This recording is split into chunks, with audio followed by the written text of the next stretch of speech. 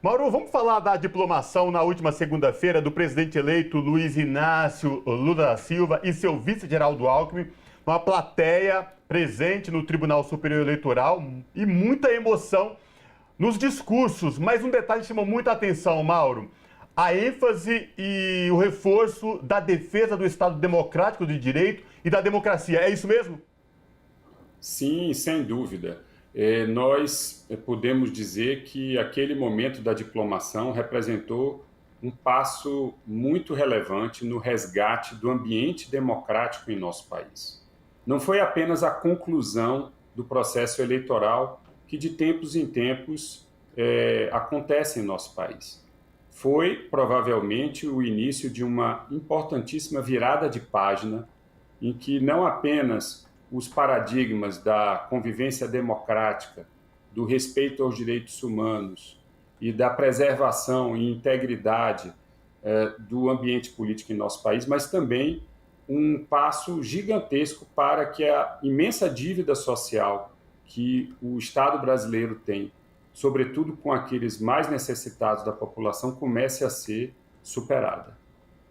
Exatamente. Na verdade, esse momento houve uma representação, os presentes nesse momento, que é um início de tomada de posse dessa chapa ganhadora da eleição da presidência da República, havia bastante representação das instituições todas do nosso país, né? Gostaria que o senhor comentasse isso, qual a importância dessas representações, dessas pessoas representando essas instituições ali naquele momento da diplomação. Faz sentido a sua indagação, Ana Rosa, porque ao longo dos últimos anos, sobretudo de 2016 para cá, e ainda de maneira mais contundente ao longo do governo Bolsonaro, as instituições tiveram a sua atuação subvertida. Elas deixaram de funcionar como instituições de Estado e passaram a funcionar como braços políticos dos eventuais ocupantes do poder.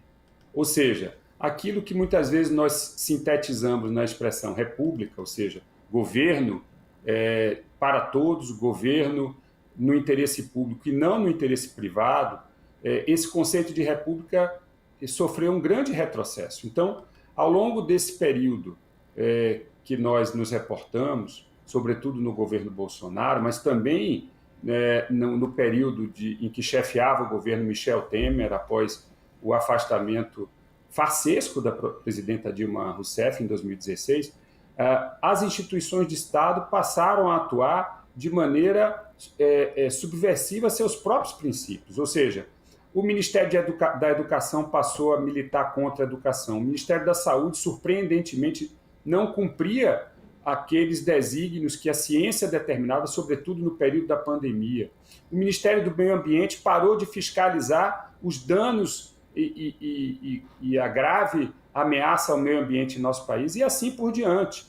Então, chegou o momento em que as instituições precisam ser resgatadas. Então, a presença de representantes, não só dos tribunais, dos tribunais superiores, do STF, do Tribunal de Contas da União ali, mas também representantes de várias carreiras jurídicas, carreiras de Estado, ansiosos por resgatar a trilha de constitucionalidade da atuação do Estado brasileiro. Isso foi marcante naquele momento magno que foi a diplomação do presidente Lula.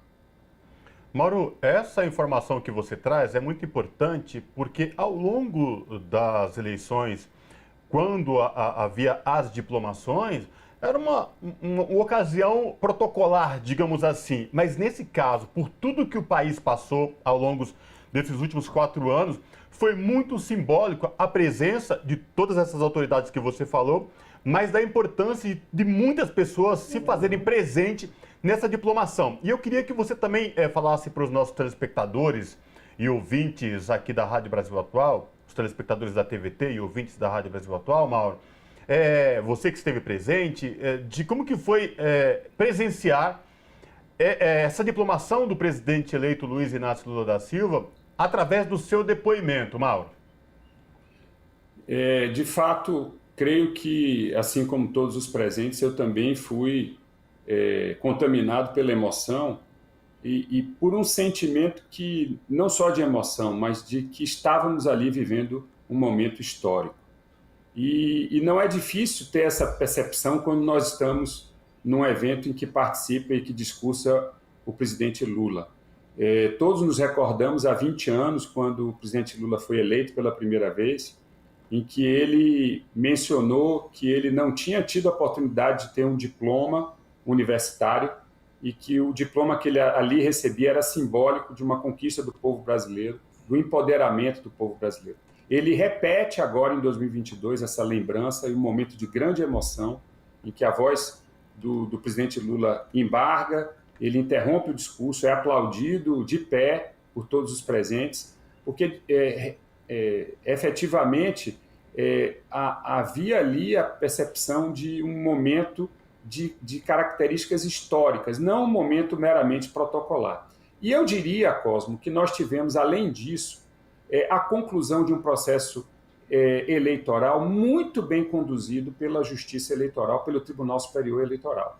O presidente Alexandre de Moraes utilizou a palavra, o ministro Alexandre de Moraes trouxe um resgate, uma memória de todas as dificuldades enfrentadas pelo tribunal e superadas pelo tribunal para que houvesse eleições que, de fato, permitissem a legítima expressão do povo brasileiro.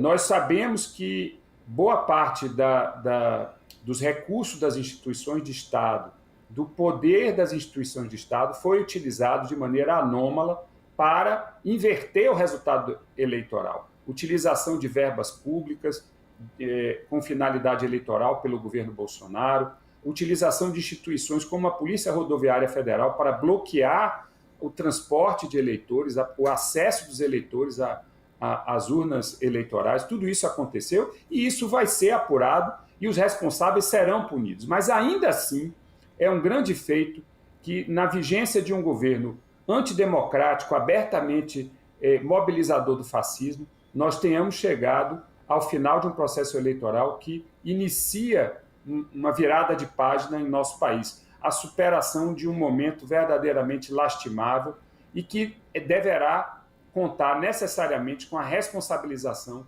de todas as transgressões legais, de todos os crimes praticados pelos atuais ocupantes do poder, inclusive durante o período eleitoral. Agora, uma coisa que você coloca, Mauro, é muito importante, que esse momento da diplomação, como o Cosmo colocou anteriormente, nos outros anos, não tinha essa divulgação, não tinha essa reverberância na comunicação, porque era algo protocolar, finaliza em definitivo o processo eleitoral.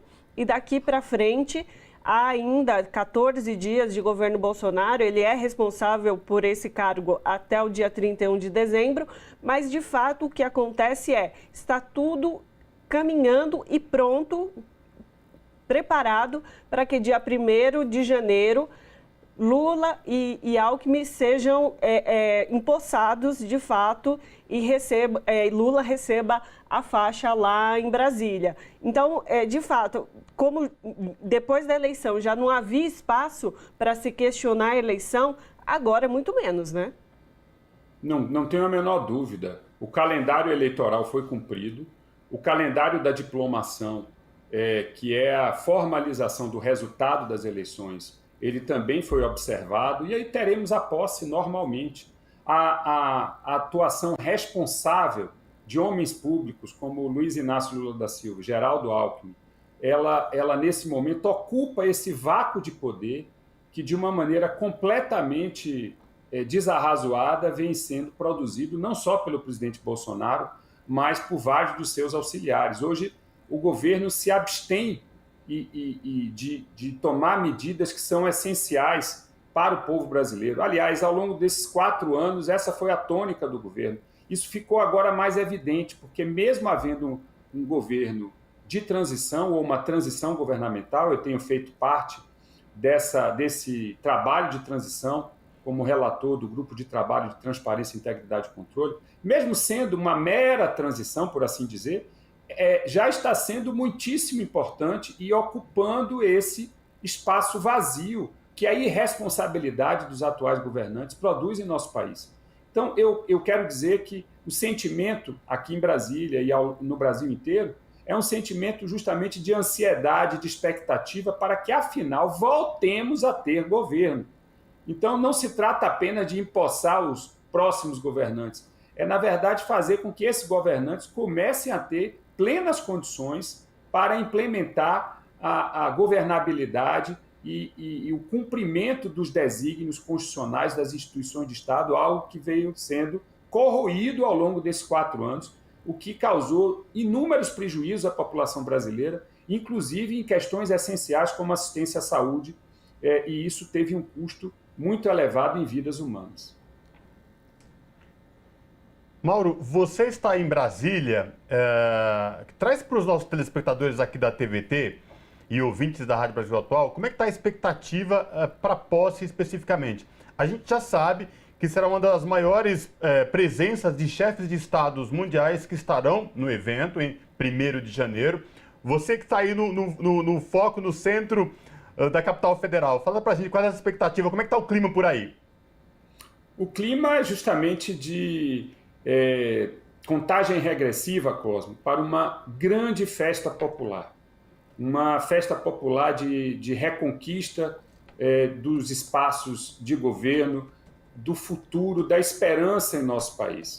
E você traz uma questão também muito curiosa, porque ao longo desses últimos anos o Brasil também se alienou das relações internacionais, ou seja, o Brasil passou a ser tratado internacionalmente como um pária do ponto de vista diplomático, e não apenas por força de uma incapacidade de dar cabo das tradições que a diplomacia brasileira sempre teve, mas porque o Brasil deu as costas aos compromissos diplomáticos que sempre manteve, a sua posição de destaque, a sua posição de protagonismo entre determinado bloco de países, de maneira independente. O Brasil passou a ter uma política externa absolutamente disparatada, subserviente e omissa. Então, isso também vai ser recuperado. Além de ser uma festa popular aqui